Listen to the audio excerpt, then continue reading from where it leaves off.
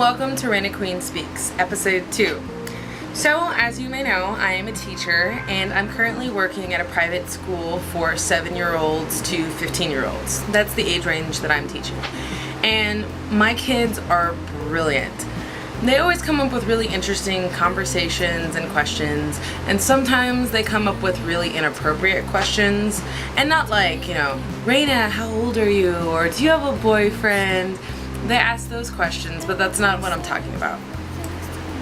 One day, my 10-year-old student walked in and casually asked me for my stance on abortion. I know! So I thought, yes! What a great opportunity to teach. But my mind was split. There was one side that wanted very much to answer the question, and then the other side was like, well, I'm not really sure if my private school will want me to tackle this kind of conversation. And while my mind is busy thinking, the outside of my face was like,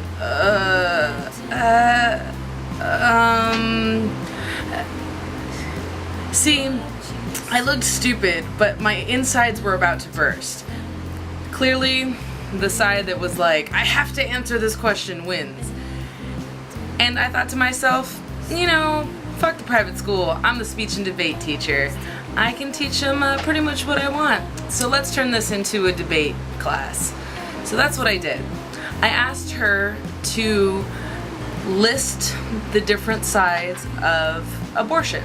So first we looked at the people who were for abortion, and I asked her, what are they called? And she correctly said pro-choice. Very good, very good. So then I asked her, well, what does the side against abortion call themselves?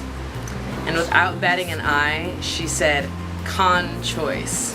Brilliant, I thought. I wanted to die laughing. We finally, after that, we constructed the different arguments for why people believe in choice and why people are against choice.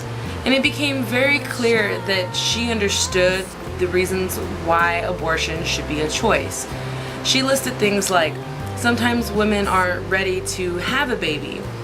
Sometimes women don't have the means to take care of a child. And here we are again talking about the means. What is means anyways? I do think that we privilege people that have money higher than people that are living, in poverty or that are barely making ends meet. And to some extent, I think that you do have to have money in order to take care of your children. I'm not saying that you have to have bounds of money to have a kid. I'm saying that you should be able to support yourself and that child or those children if that's what you choose to do. And that's where choice comes in. If you're broke, you don't go out and buy a 2009 Mustang. You save your money and ride on in your 1997 Toyota Corolla. And I know it's hard not to be critiqued for saying that you have to have money to have kids, but it's just the truth. And sure, people without money raise perfectly great kids. And on the other side, people with lots and lots of money can raise bad kids. So money really has nothing to do with the outcome of the children. I just think that if you're going to want a good life for them, you're going to have some means to take care of those kids. And I'm just saying it helps to have money, right? And in response to last post, if you're going to have 8 plus a gaggle of kids, then you definitely need a lot more money than those that are just having 1, 2, or 3 kids. Her choice, and by her I mean octagaggle, to have that many kids is a burden on society, it's a burden to herself, it's a burden to all those kids that have to share all these, all the house that they live in and everything else that's given to them. You don't need to have lots and lots of money to have a kid or 2. I'm just suggesting that if you have a gaggle of them, you should be able to support them. So, back to my abortion conversation with my 10-year-old student. I think that we can facilitate knowledge in children and young adolescents without walking on eggshells or being afraid of the topic, kind of like I was at the very beginning. I didn't have to give away my position on abortion. I simply had to facilitate knowledge in this young student.